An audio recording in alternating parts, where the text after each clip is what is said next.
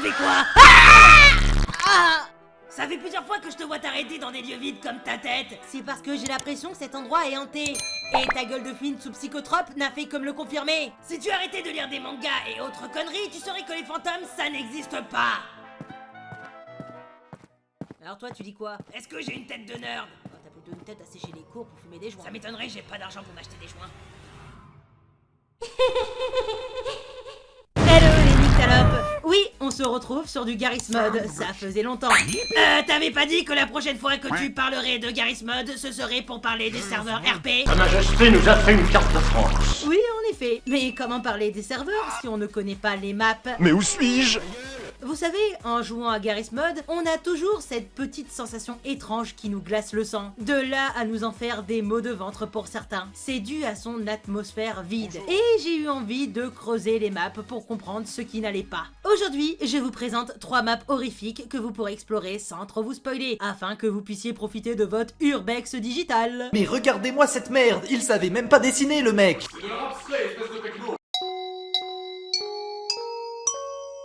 Vacant Industry.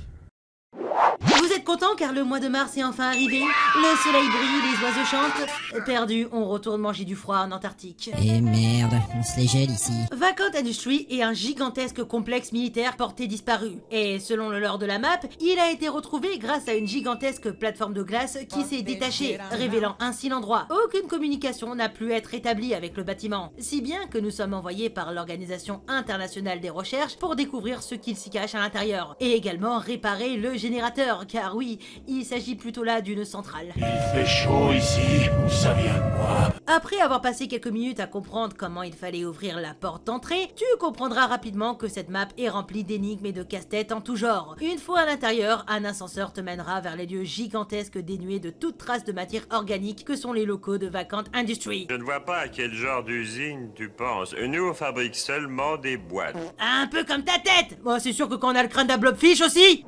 Wow, comment on a fait pour tenir ce truc en état tout ce temps? Il doit y avoir des... ça fait quoi si j'appuie sur ce bouton? Attends, touche à rien. Ça se trouve, tout peut s'effondrer. Ça n'a pas été utilisé depuis Mathusalem. Eh ben, tu présenteras Mathusalem à Isaac Newton. Regarde, ce truc n'a même pas réussi à me toucher la tête. C'est un miracle. Je disais, ton but sera de réparer le cœur du réacteur de la centrale en réactivant les machines abandonnées. De plus, l'usine contient pas mal de petits passages secrets et de raccourcis qui finissent par se relier. Idéal si tu es du genre à interagir avec chaque élément du décor. Tiens, prends ça. Parlant de ça, la transition est toute trouvée pour te dire que Vacant Industry est une map interactive, surtout grâce à l'aide de gadgets qu'on te fournit dès le début. Le plus important sera ton copain Pipi, le marteau-piqueur magique, dont tu en auras besoin principalement pour accéder à certaines salles. Il y a aussi Cécile le C4 et Didier le Diesel. C'est l'heure de picoler. Une fois que tu auras galéré à tout réactiver, tu te retrouveras nez à nez avec un boss fight, où un joueur devra réparer le cœur du réacteur. Bon, c'est pas vraiment un boss fight, mais on va dire que c'est un endroit imposant où tu devras faire des manipulations risquées et où tu as de grandes chances de mourir, pour qu'au final tu aies une belle surprise. Donc c'est tout comme. Pourquoi c'est moi qui dois réparer le réacteur? Faut bien quelqu'un pour surveiller l'entrée de l'unique bunker de secours.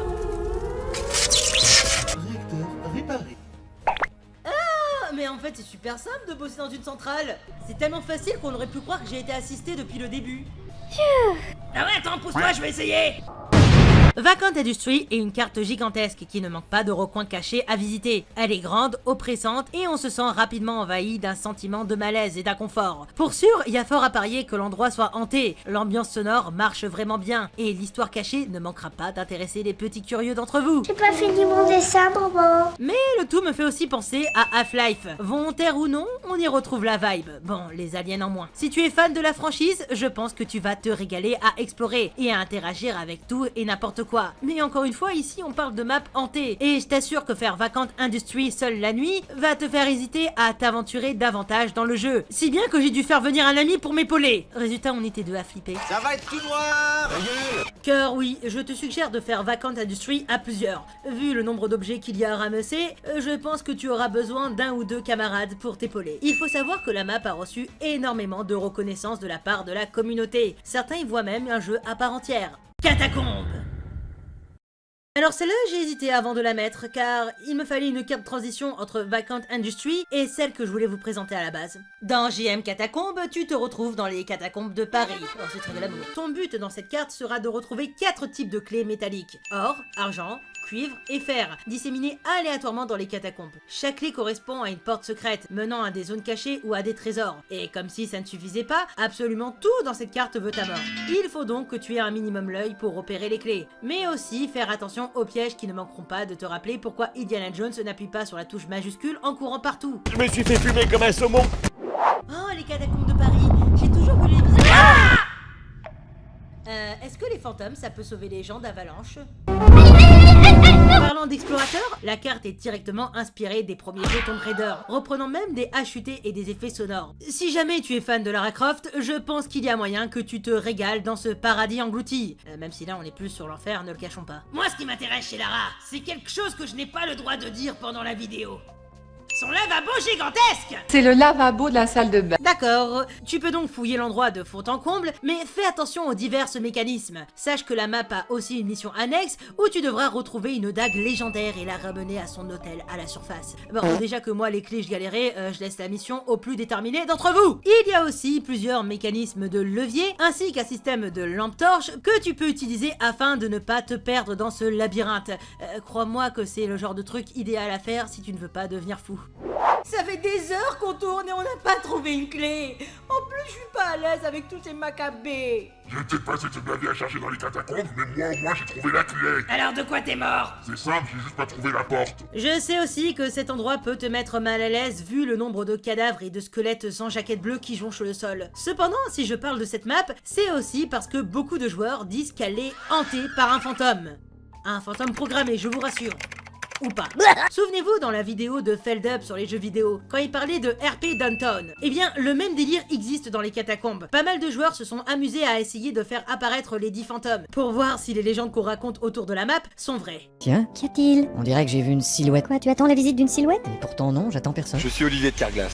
Catacombe a une énorme communauté qui aime l'utiliser aussi bien pour se baigner en solo que pour y faire des mini-jeux en multijoueur. Et le plus cool, étant donné que chaque élément est aléatoire, c'est qu'il y a une vraie rejouabilité. Après bien sûr, elle a quelques défauts. Par exemple, le fait qu'on doive se balader avec une clé à la main, ça aide pas vraiment quand il y a des ragdolls tous les 2 mètres. Rajoute à ça que les changements de couloir font 5 cm, et le fait que quand tu meurs dans un piège avec une clé à la main, bonne chance pour la retrouver après. Mais ça ne m'a pas empêché de m'immerger avec une super ambiance horrifique. Et ce que j'aime avec cette map, c'est qu'il y a un côté vieux RPG. Tu sais, le genre de vieux jeu où fallait longer de longs couloirs. C'était dur et embarrassant, mais quelque chose nous pousse à ne pas abandonner. Après l'effort, le réconfort. Void Places. Voici la dernière carte de la vidéo et j'avais à cœur de vous la présenter. Void Place. C'est froid, c'est vide, c'est triste. Avant tu faisais des top 5, ensuite t'es passé au top 4. Au final tu nous présentes des top 3. Dis-nous si t'as pas envie de bosser. Écoute grand, faire des maps Garry's Mod et les explorer de fond en comble par peur d'oublier un truc, c'est aussi agréable de finir Hollow Knight à 100% en une journée. Même si tu t'amuses, le cœur n'y est pas. Ça fait chier en ce moment. D'ailleurs, c'est pour moi la meilleure map de Garry's Mod faite à ce jour. Certains ne seront pas d'accord avec moi. Je leur invite donc à laisser en commentaire leur map horrifique préférée afin de prévoir un potentiel épisode 2. Ce fait étant, si le contenu et l'univers de Void Place vous plaisent, je serai d'accord d'en faire une vidéo ARG. Dites-le moi en commentaire. Dans Void Place, tu te retrouves dans un environnement étrange et déstabilisant. Le soleil semble avoir disparu et un vide cosmique remplace la lumière et la chaleur. Et y a quelqu'un? Non, y a personne. Ah bon? Cette absence de soleil donne à l'atmosphère un sentiment de désolation et de claustrophobie. Comme si l'univers tout entier était en train de se dissoudre. Les paysages sont déformés et la structure du monde semble se défaire. Et une étrange poussière rose semble avoir pris le dessus sur tout et n'importe quoi. Tu devras donc explorer les lieux à la recherche de ce qui a déclenché ce phénomène paranormal. Je suis désolé, mais enfin là, le rose... C'est quoi ce bordel? Il y a encore plus de roses que dans la chambre d'une gamine pourri gâtée qui se déguise en Piggy la cochonne.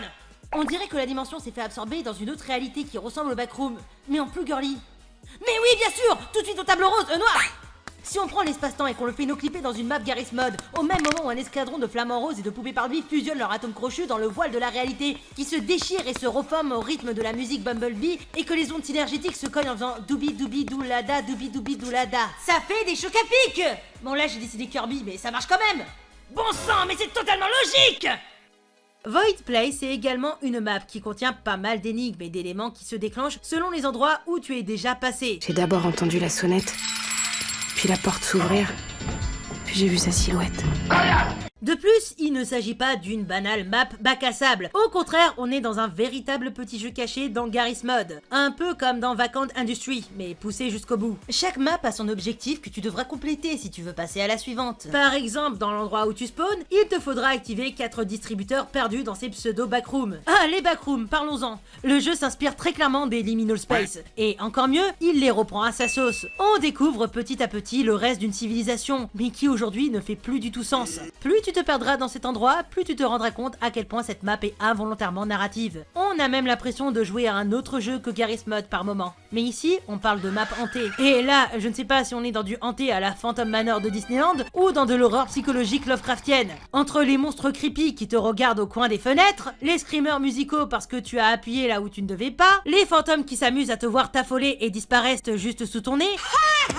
Ouais, je pense qu'on est clairement plus sur de l'horreur Lovecraftienne. Et ces jolies décorations macabres qui jonchent le mur ne me feront pas changer d'avis. Dans Void Place, tu verras aussi que certaines portes seront bloquées.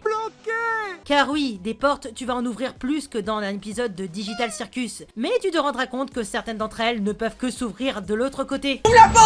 J'aime bien cette mécanique qui nous pousse à chercher, mais quand on tourne en rond, ça peut très vite être agaçant à force. Mais quelle satisfaction de trouver la solution. Oh, ça fait des heures que je tourne avec tout ce rose, je finis par voir la vie en noir. Non, c'est pas là. Non, c'est pas là. Non, c'est pas là. Mélodie, tu fais quoi? Oh bah il y avait beaucoup de roses donc je suis arrivée et... Repose-moi espèce de con de lolico. D'ailleurs, sache que Void Places a ces maps qui sont régulièrement mises à jour. Et si les maps du début peuvent paraître assez banales, plus tu avanceras, plus tu verras que ça se corse, mais de nouveaux éléments se joindront à la fête. C'est un peu comme si c'était un jeu d'horreur qui sortait ses chapitres petit à petit, mais qui lui était gratuit et qui n'était pas bâclé. Ah, si seulement j'avais un exemple en tête. Et là, tu vas me dire, Juju, t'es bien sympa, mais en soi, Void Places, c'est une carte banale. Il y a juste du rose partout et certains screamers. Et c'est sûrement ce que j'aurais dit si tout le potentiel ne s'était pas fait voir grâce à la dernière map créée à ce jour, Void Places Mall. Dans cette carte, on se retrouve dans un gigantesque centre commercial qui fait un peu penser au Pizza Place de Security Breach. Ah, la différence, c'est que, bien cotisé auparavant, tu vas faire la connaissance d'Ino, une entité qui semble diriger ces lieux en grande partie. Elle nous aidera à nous échapper de cet endroit. À chaque fois que tu te sentiras perdu, tu sauras que tu es dans le bon chemin, car sa chanson se lancera. Oui, oui, tu m'as bien entendu. Cette map contient une musique originale. Je te laisse écouter un petit bout.